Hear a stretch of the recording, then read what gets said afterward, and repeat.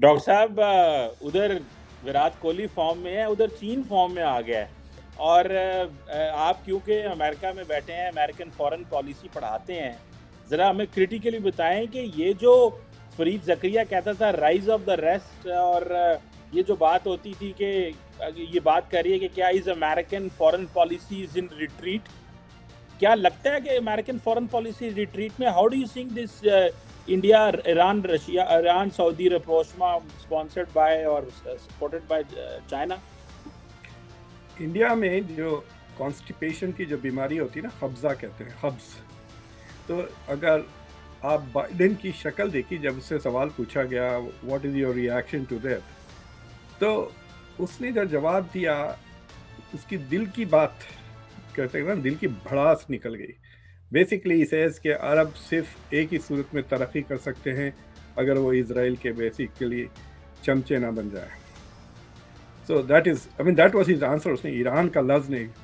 तो what has happen is कि Iran के मसले को लेकर अमेरिका की ये, और ख़ासतौर से अमेरिका की नहीं कहूँगा मैं, ये बाइडेन की दूसरी शिकस्त। अमेरिका के से कोई कसूर नहीं है, this is Biden's inability to do his foreign policy. देखें, ये 30-40 साल तक सेनेट फॉरेन रिलेशंस कमेटी में थे, चेयरमैन भी थे, अपने आप को बड़े 30 मार खान कहते हैं फॉरेन पॉलिसी की। लेकिन फॉरेन पॉलिसी में ये इन्होंने किया क्या है, सिर्फ सिवाय यूक्रेन की ग़ुलामी, उसके अलावा और कुछ नहीं किया जब से ये प्रेसिडेंट बने। $113 बिलियन इस मुल्क के उधर चले गए। एक जंग से निकले अफगानिस्तान से, दूसरे जंग में घुस गए, नेवर एंडिंग वॉर्स में। तो ईरान को इन्होंने प्रॉमिस किया था कि मैं JCPOA को दोबारा रिवाइटलाइज कर दूंगा, we will re enter JCPOA। तो वो अभी तक नहीं हो सका। So he has failed to deliver on that foreign policy. और फिर उसको कोशिश तो की जा रही है कि वो ईरान पे ढकेल दें, लेकिन ईरान ने जो सारे के सारे जो इनके कंडीशंस थे, प्री कंडीशंस, वो सारे के सारे it met by August last year. Iran was ready for the deal, लेकिन ये हेजिटेट कर रहे हैं। मतलब ये जब भी ईरान एक्सेप्ट करता है, ये अप कर देते हैं एंटी, और डिमांड करते हैं, यू नो। तो so that has not happened. फिर ये समझ रहे थे कि ये ईरान को पूरी तरह से आइसोलेट कर देंगे, तो ईरान हथियार बेचना शुरू कर दिया रशिया को। मतलब रशिया में ने जो ड्रोन्स का इस्तेमाल किया है, they were quite effective against Ukraine. तो अब वो हथियार की भी डील हो गई है, तकरीबन $10 बिलियन या $20 बिलियन की, बिटवीन रशिया एंड ईरान। फिर ईरान के और फिर चाइना के ताल्लुकात बढ़ रहे हैं। And now the crux of the issue, ये जो सऊदी अरेबिया और ईरान। मैंने इससे पहले भी कहा है कि देखिए, लेट्स नॉट ओवर एस्टिमेट कि क्या हो गया बिटवीन ईरान। पाकिस्तान और इंडिया के भी तो डिप्लोमेटिक रिलेशंस है, अमेरिका और चाइना के भी रिलेशन थे। इसका मतलब ये नहीं है कि they are allies and partners और anything like that. So it is an improvement, definitely it shows. लेकिन इसका मतलब ये नहीं है कि जो पूरे के जो मिडल ईस्ट के जो अरब मुल्कों के जो सस्पिशंस थे ईरान की तरफ, जो डर है, वो ख़त्म हो गया है। That is not happened. We will see अगर दोनों मुल्कों के बिहेवियर में फ़र्क आता है या नहीं टुवर्ड्स ईच अदर। यानी ईरान जो अपने प्रॉक्सीज को लेकर जो सऊदी एसेट्स पर हमले करते रहता है, will there be a reduction. लेकिन ईरान और सऊदी अरेबिया में अगर बियॉन्ड डिप्लोमेटिक रिलेशंस अगर और भी कुछ ताल्लुकात बढ़े या ना बढ़े, ये बात तो साफ जाहिर हो गई कि दो नैरेटिव्स में जो है सो थोड़ी मतलब मजबूत हो गए। एक ये नैरेटिव कि अमेरिका का जो इंटरनेशनल सिस्टम पे इन्फ्लुएंस है और अमेरिका का जो मिडल ईस्ट में जो फुटप्रिंट है वो श्रिंक हो रहा है, ये नैरेटिव अब मजबूत हो गया। अगर आप अर्जेंटीना में बैठे हुए हैं, आप साउथ अफ्रीका में हैं, आप जिम्बाब्वे में हैं, तो how are you reading this? You are reading this by saying अरे America is nowhere in this deal. यानी ये अमेरिका को इग्नोर करके इतनी बड़ी मतलब डेवलपमेंट हो गई, क्या ऐसा कैसा हो रहा है? इट्स लाइक सेइंग कि आपके शहर में हमने आके दावत कर दी और आपको पता ही नहीं। So it is like that. So that is the impression that the world is getting. कि America is today far less relevant in the Middle East than it was yesterday because of this deal. दूसरी चीज ये है कि जो दूसरा narrative है कि China is becoming more influential, China is in the process of filling the vacuum that America is creating in the Middle East. वो नैरेटिव को भी अब ज़्यादा हिम्मत मिल गई, मतलब it is become stronger, more credible. You can see कि China का ट्रेड सऊदी अरेबिया में बढ़ गया है। एक ज़माना था कि अमेरिका से बिलियंस ऑफ डॉलर्स के हथियार खरीदते थे सऊदी अरेबिया, और अमेरिका सऊदी अरेबिया का तेल खरीदता था। तो अमेरिका ने जो अपनी डिपेंडेंसी ख़त्म की है on the Saudi oil, that has also indirectly made Saudi Arabia independent. Free कर दिया। हाँ, फ्री कर दिया सऊदी अरेबिया, हथियार भी नहीं बेच रहा है, तो अब क्या करेंगे? कुछ भी नहीं है ट्रेड। तो ये इसमें China has moved in. China के अब 10-12 बिलियन डॉलर का इन्वेस्टमेंट है। चाइना में जो सबसे ज़्यादा इन्वेस्टमेंट्स हो रहा है वो सऊदी अरेबिया से आ रहे हैं। सऊदी अरेबिया में इन्वेस्टमेंट कर रहा है China. So they are getting entangle economically, military wise. अब डिप्लोमेटिक ताल्लुकात भी बढ़ गए। बट सबसे इंटरेस्टिंग चीज़ ये है कि इट लुक्स एज इफ के MBS is becoming something interesting. MBS की अब इंडिपेंडेंट फॉरेन पॉलिसी पहली बार आ गई। कभी, मतलब मैंने मेरी डिसर्टेशन में भी सऊदी अरेबिया पे केस स्टडी मैंने की थी। मुझे याद है मैं एक जगह डिनर कर रहा था, तो मेरे बाजू सऊदी अरेबिया के चीफ ऑफ आर्मी स्टाफ बैठे, तो मैं उससे थोड़ा बहुत बात करने लगा। फिर एक ऐसा मौका आया जब वो और मैं अकेले थे, लोग उठ के ये वो लेकर आ रहे थे। तो मैंने पूछा, देखो ये मेरा मौका है, ये मेरे दिमाग में ये सवाल बहुत ज़माने से है, मैं अभी पूछ लेता हूँ आपसे कि इतनी अमेरिका से आपकी दोस्ती है, और इस दोस्ती का आप फ़ायदा उठा के why didn't you become a nuclear power? तो उसने मेरी शक्ल को देखा एज इफ लाइक मैंने वो भूत दिखाया उसको। आई सेड, मैं इंडिया से हूँ, आप डरे मत, मैं आपके स्पाई वाई करने नहीं है।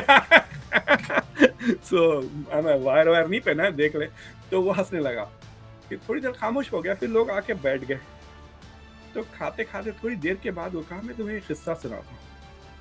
इससे हमने जो इंटर कम्युनिकेशन जो है, तो फौजियों के पास जो वॉकी टॉकीज होती है ना, ये सर मैं कैप्टन हुआ करता था एक ज़माने में, डिजर्ट में एक्चुअली पेट्रोलिंग करता था। तो हमारे जो वॉकी टॉकीज थे, दे वर नॉट वेरी इफेक्टिव। तो मैं वेकेशन पे अमेरिका आया, तो ही एक्चुअली ये रेडियो शैक जैसे स्टोर्स होते हैं ना, उस तरह के स्टोर्स में उसको अच्छे क्वालिटी के, बेटर क्वालिटी के वॉकी टॉकीज नज़र आए। So he went back and he requisition a better quality of military grade walkie talkies.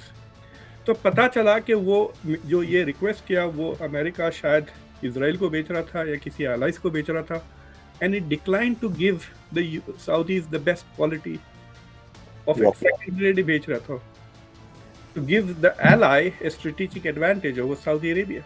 अब पता नहीं वो उस जमाने में ईरान भी यूएस का पार्टनर किसको दे रहा था। तो वो कह रहा है कि ये हमको ठीक ठाक वॉकी टॉकी लेने नहीं देते इनकी इजाज़त के बगैर, तो न्यूक्लियर पावर हम कब बनेंगे। लेकिन अब नज़र आ रहा है कि आज़ाद हो गया है, MBS इज फ्री। लेकिन डॉक्टर साहब, मैं इसको एक और एंगल से देखना चाहता हूँ, और मैं चाहता हूँ कि आप उस पर हमें एजुकेट करें। आपको नहीं लगता कि the Americans are putting all that weight behind UAE now? अगर आप ये देखें, और वो समझते ये हैं कि जो सऊदीज हैं, they have been become more politicised because of the sectarian agenda. आप देखें ना, सारे कोल्ड वॉर में तो सऊदी अरेबिया का इस्तेमाल किया मुस्लिम वर्ल्ड में अमेरिका ने, ठीक है, and they were very happy to export that Wahhabi ideology, one thing. Secondly, Saudis जो हैं वो एक इंटरनल लड़ाई है, झगड़ा है। थर्ड, अमेरिकन ने अपने आप को आज़ाद कर लिया है। अरब वर्ल्ड का जो एक मॉडर्न नया फेस है, that is UAE. But it seems के जो अमेरिकन हैं वो चाहते हैं कि जो नेक्स्ट अरब वर्ल्ड को रिप्रेजेंट करे वो यूएई रिप्रेजेंट करे among the GCC. And the benefit behind propping up Iran UAE ये है कि ईरान जो यूएई है वो उतना बड़ा नहीं है जितना सऊदी अरब है, उतना उसका वो है नहीं है, लेकिन उसको एक नया, जिस तरह फॉर एग्जांपल I2U2 बनाया गया, Israel, India and all that. So आपको नहीं लगता कि द अमेरिकन्स आर डेलिबरेटली जो है वो उसको सऊदीया को साइड पे करके एक नया पार्टनर खड़ा कर रहे हैं, एंड दे डोंट कंसीडर कि उनको सऊदी अरब जो है वो जितना पोलिटिसाइज और सारा कुछ हो चुका है, it is a liability for the Americans. आपको ये पर्सपेक्टिव कैसे लगता है? मैं आपको एक इंटरेस्टिंग बात बताऊँ। जब नए लोग सऊदी अरब जाके काम करने लग गए थे ना हमारे मोहल्ले में, तो बाद ऐसे होते थे जिनको मैं अच्छे बेवकूफ़ किस्म के लोग, जिनके साथ आप मिलना पसंद नहीं करेंगे। तो उस बेवकूफ़ जैसे लोगों को आप एंटरटेन इसलिए करते थे कि दे वुड पे फॉर एवरी बिल। आपका दिन भर का चाय का खर्चा, समोसे का खर्चा, वही मूवी गए तो टिकट भी वही ले रहा है बंदा, क्योंकि उसका बड़ा भाई सऊदी अरेबिया में काम कर रहा है। And if he didn't do that you would not hang out with them. United Arab Emirates वैसा ही है। It is not a country भाई, मॉल है वो। It is a mall, it is not a country. Indians को निकाल दे क्या रहेगा वहां पे? कुछ नहीं। वो 3-4-5 लाख जितने भी लोग हैं वो पॉपुलेशन में, क्या वो लड़ेंगे? Can they put up an army? No. हथियार उनको दे दिए। यमन पे उन्होंने हमला कर दिया एरियल बॉम्बिंग के अलावा, और क्या किया यूनाइटेड अरब के? लैंडिंग फोर्स की कैपेबिलिटी है उनकी? कुछ भी नहीं है। It's not an army. और ये जो दुबई इतना रिच हुआ है ना, दुबई के पास तेल नहीं है, सारा तेल तो सब शारजा वगैरह में है। तो Dubai has become rich because it's a reseller for Iran. Iran के ऊपर जो सैंक्शंस लगे थे ना 79 के बाद से, 80s के बाद से, तो ये ईरान के रीसेलर बन के काफ़ी लोगों ने पैसे बनाए हैं दुबई। तो दुबई इज सरप्लस, और सरप्लस भी ज़्यादा नहीं है खमर साहब। अगर आप जाके देखें फ्रॉम ए ग्लोबल पर्सपेक्टिव, उसके पास उसके साइज के मुल्कों से it has a lot of money, 100-200 billion dollar, ऐसा ये रेंज में है वो। तो in that sense it can buy weapons from the US, it can bribe people. उनके जो एम्बेसडर थे, एक ज़माने में कहते थे कि वाशिंगटन डीसी में he was the most powerful chap. अगर आप सीएसआईएस के ऑफिस में जाएं, उनके सीएसआईएस के जो कॉन्फ्रेंस रूम्स हैं, वहाँ पे उतैबा के तस्वीरें लगे हुए हैं। उतैबा उनके जो एम्बेसडर थे वाशिंगटन डीसी में। So he spent a lot of money. But अगर आप 15-20 मिलियन डॉलर वाशिंगटन में सालाना खर्च करें तो आप पे बहुत ज़्यादा आपको एक्सेस मिल जाएगा। That doesn't mean that the country will become a major power, क्योंकि उसके पास सोर्सेस ऑफ पावर सिर्फ पैसा है, वो भी तेल के वजह से थोड़ा बहुत है, right? But sources of power, man power नहीं है। कौन लड़ के मरेगा यूनाइटेड अरब एमिरेट्स के लिए, right? Who is going to fight? अगर ईरान हमला कर देता है तो अमेरिका के अलावा और कौन इनको इजराइल आके लड़ेगा? तो that is the kind of thing, right? कि this country is a small country, it can pay the bills for lots of activities, for conferences.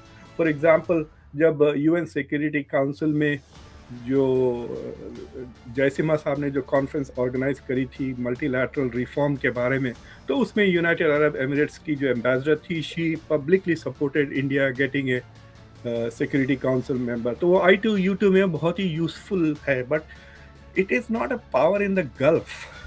Gulf में जो पावर्स हैं वो सऊदी अरेबिया और ईरान है। तो बेसिकली मेरा सवाल ये है कि क्या अमेरिका और सऊदी अरेबिया में गैप बढ़ता गया और यूएई वो चमचे की तरह चिपके रहा इजराइल को या सऊदी अरब को, तो will UAE become the new खतर in the gulf?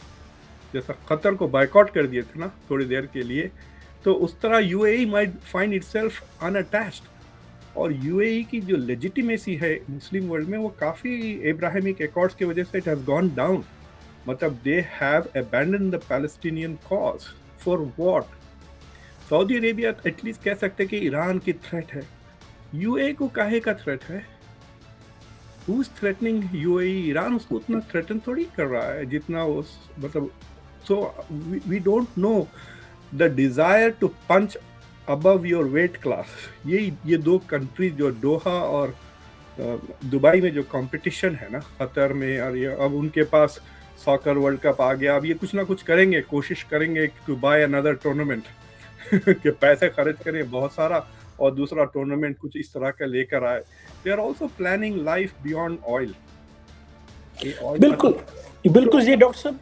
So I don't think UAE is going to be the linchpin, but the main I2U2 में the main thing is US, Israel और Iran. देखिए Israel भी छोटा मुल्क है, लेकिन it's a power house ना, उसके पास न्यूक्लियर वेपन्स है, केमिकल वेपन्स है, it has the capacity to gain unlimited support from the US। ये UAE के पास नहीं है। बिल्कुल सही डॉक्टर साहब। ये बताइए फिर, अगर इंडिया का फैक्टर देखा जाए तो India has a weak foreign policy partner in the shape of US. अगर Chinese if they are playing a better role, या क्या आप समझते हैं कि इंडिया के अपने पर्सनल कॉन्ट्रैक्ट्स भी? एकलव्य न्यूज इंडिया, अंतर्राष्ट्रीय खबरों का मंच।